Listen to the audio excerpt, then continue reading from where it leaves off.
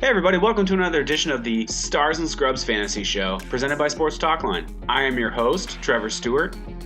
In the last few episodes, we've been going over free agents landing in new spots, some maybe re-signing in old spots, and exploring the fantasy outlook for next season. So we got another 3 on tap for this episode, so let's jump right in. So for our first player, I'm going to get my 30 for 30 voice on. What if I told you that Jordan Matthews was only 26 years old, but somehow still feels washed up? Tune in Saturday at 7 to find out how. So Jordan Matthews' career started out with a lot of promise. He had over 850 receiving yards the first 2 years with the Eagles and 8 touchdowns. So things were going pretty well. That third year hit, and he had over 800 yards receiving, but he had a major touchdown regression, only scoring 3 TDs. His last 2 seasons were split between Buffalo and Philadelphia, and those 2 seasons combined, he only had 3 touchdowns and less than 600 total yards. Some of this was maybe due to some nagging injuries, but you have to wonder if he can ever replicate that success he had during his first 2 seasons. Now Matthews stepping in as a wide receiver for the San Francisco 49ers, who are in desperate need of some playmakers on the outside. Now Matthews joins the wide receiver core of the San Francisco 49ers, who, for lack of better term, had a very underwhelming wide receiver core last year. Marquise Goodwin, all elite speed, track star, couldn't stay healthy. Had a couple other guys in there, Pierre Garçon, Kendrick Bourne, players that performed okay, but they needed a real number one because their best pass catcher is really their tight end, George Kittle. It's kind of an interesting move for the 49ers because I would feel you'd need to make a splashier move at wide receiver. Jimmy G's coming off injury. They have high hopes. Their defense looks very stacked this year. If I were the rest of the division, I'd be very scared. But on the offensive side of the ball, I'm a little less optimistic. Now, I'm a Kyle Shanahan believer, and I've seen him do some great things. But Jimmy G is going to be a little rusty, and I'm just not sure about his passing weapons. They have a whole bunch of running backs, which I don't know how they're going to balance. But what they really need is a big splash at wide receiver, and Jordan Matthews is not it to me. So on one hand, I get why you take a shot at Jordan Matthews. We've seen what he can do, but it's been a few years since he's been able to do that, and nagging injuries have really kind of derailed what started out as a very promising career. That's why I'm giving them a 3 on team fit, because I really don't see this as a great landing spot. I see Jordan Matthews taking a chance on a team that has already really good receivers and maybe could use an extra one. But I feel like the 49ers are signing him to be a starter. And he's not a starter, not at this point in his career, unless he has a real bounce back year. And I just don't see that happening. And a lot of that reason is the durability issues that we mentioned. And so for that, I'm going to give him a 3 on the durability scale because he just can't stay healthy, and that's a major concern. When you draft a fantasy player, you want him to be available, and he's simply not available a lot of the time. On the volume side, I'm going to give him a 2 because, again, I don't see him being a huge target. I think that Marquise Goodwin is the deep threat. I think George Kittle is the safety valve and the go-to pass catcher in this offense. And then you have a lot of running backs, so I think they're going to A, run the ball a lot, and B, use those backs in maybe 2 back sets and a lot of passes to the backs out of the backfield. So for overall projection, I'm going to give him a 1.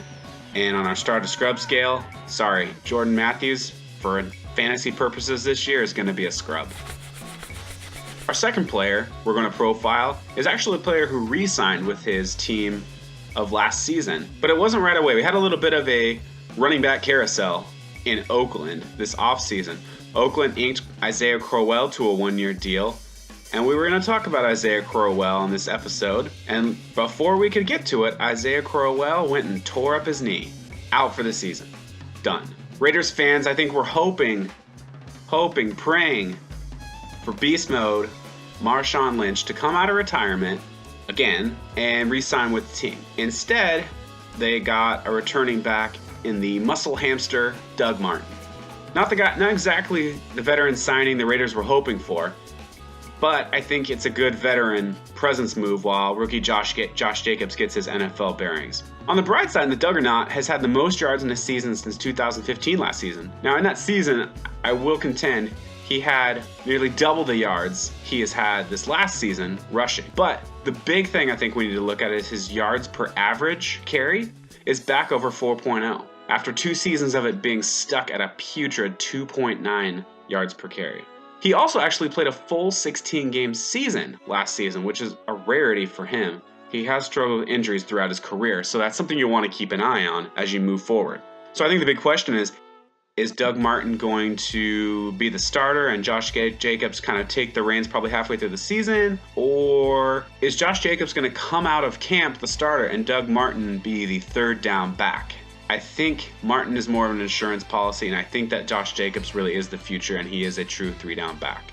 So for team fit, I'm going to give this a 3. He knows the system. He's been there. He had an actually decent season by all standards, especially after a few really rough ones. So I think he's on the way up. His durability is a 2. That's a major concern for him. Missed a lot of games over the last few seasons. His volume, I think, is a 2. And because I really do think that Josh Jacobs is the true 3-down back, and I think that's why the Raiders drafted him where they did, because they expect him to be that for them. But Martin could see an uptick if there is a Josh Jacobs injury. It's something you want to keep your eye on. I mean, you also have Jalen Richard in the mix, who's going to be that passing down back. So I think that also limits the volume as long as Josh Jacobs and Jalen Richard are healthy.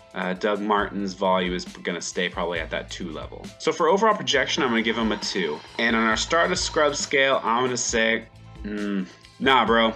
Not for me. But I'm going to keep an eye on him because I have seen some good things. And again, the biggest thing in fantasy football is not if someone gets injured, it's when, and when someone gets injured, do you have a handcuff or do you have a plan B in place? So Doug Martin might stay on my watch list and just see how Josh Jacobs handles the workload. The last player we're going to look at this evening is Dwayne Allen, who joins the There's Always Next Season Miami Dolphins. This team situation just got a lot more ambiguous with the acquisition of Josh Rosen during the NFL draft. I still think they're in tank mode, and I wonder if Fitzpatrick still opens up the season as QB. That being said, the Dolphins finally have a reliable tight end, something that they haven't had for a long time. They have decent, if not uninspiring, pass catchers in Devontae Parker, deep threat Kenny Stills, and slot man Albert Wilson. Pair that with Kenyon Drake and Kalen Ballage in the running game, you have a wonderfully mediocre NFL offense. Not awful, but certainly nothing that scares an opposing defense. Now, Allen isn't going to pile up catches. That's not his game. Volume is not where he makes his impact. His receiving high is 45 catches for 521 yards in his 2012 rookie season in Indianapolis. However, in 2014 and 2016 with the Colts, he caught 8 and 6 touchdowns respectively.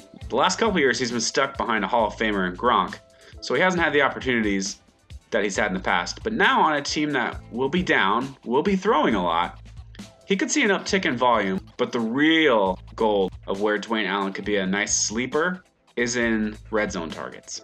Because you look at that, you look at the Dolphins offense, Devontae Parker, unreliable, pass dropper. Kenny Stills, more of a deep threat. Albert Wilson, small, slot guy.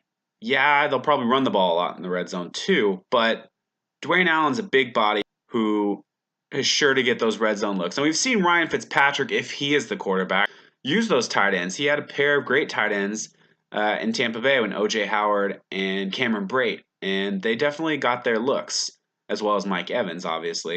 But we know that he will throw to the big tight end. So if we're looking glass half full, we could see some fantasy relevance for Dwayne Allen due to his red zone prowess. Fantasy relevance and fantasy success, those might be two different things. So if we're looking at team fit, I think it's a 4. I think the Dolphins really do need an actual pass-catching tight end, and I feel like they've had a lot of blocking tight ends and guys who are okay pass catchers, but I think Dwayne Allen is a really good pass catcher and a really good threat in the red zone that they haven't had in a long time. The one thing I will say for his durability, which I'm rating at a 2 out of 5, hit the IR in 2013 and 2015, and in 2015, it was after playing just one game and missed the rest of the season. He has only 2 16-game seasons under his belt, so that's a little bit of a red flag for me. It's something you have to account for. Football is a violent sport. People can get hurt at any time, but there are some players that are just more prone to getting hurt, and you have to just watch out for those kind of guys who are made of glass. For volume, I'm going to give Dwayne Allen a 3. I think this offense will need to throw the ball to stay in games. I think they're going to be playing from behind quite a bit. No matter who the quarterback is, they will need to throw it. Personally, if I am someone who's looking at Dwayne Allen, I would actually rather have Ryan Fitzpatrick as the quarterback because we've seen him have some success. So for projection, I'm going to give him a 3. I think he has some relevance, and I think the tight end pool is just it's a very weak position. You take out Gronk now, who's retired, and you have Travis Kelce and Zach Ertz, and then a whole bunch of dudes. I think Eric Ebron's going to have a good season again, but there aren't as many sure things at tight end. So if you don't grab one of those upper tier tight ends, or even those second tier guys like your Eric Ebrons, your Kyle Rudolphs, your George Kittles, I think you're going to be making dart throws and you're going to be kind of mixing and matching. And so Dwayne Allen might be someone you want to keep on your radar. For overall fantasy production, I'm going to give him a meh. The reason he gets a meh is that I'm not thrilled about him. I'm not excited about Dwayne Allen. But again, like I just said, that tight end pool is so shallow. And I think that if you're desperate, Dwayne Allen might be the answer for you if you are on a bye week, if you have some injuries at tight end. I could see him being a viable option in a pinch. So really, the position, it dictates this grade to me. All right, well, that wraps it up for this edition of the Stars and Scrubs Fantasy Show presented by Sports Talkline. Follow the @SportsTalkline Twitter account, and you can follow me at TPStewart8. You can also follow me on Instagram at TPS_SportsTalkline. Keep it real. We'll see you next episode.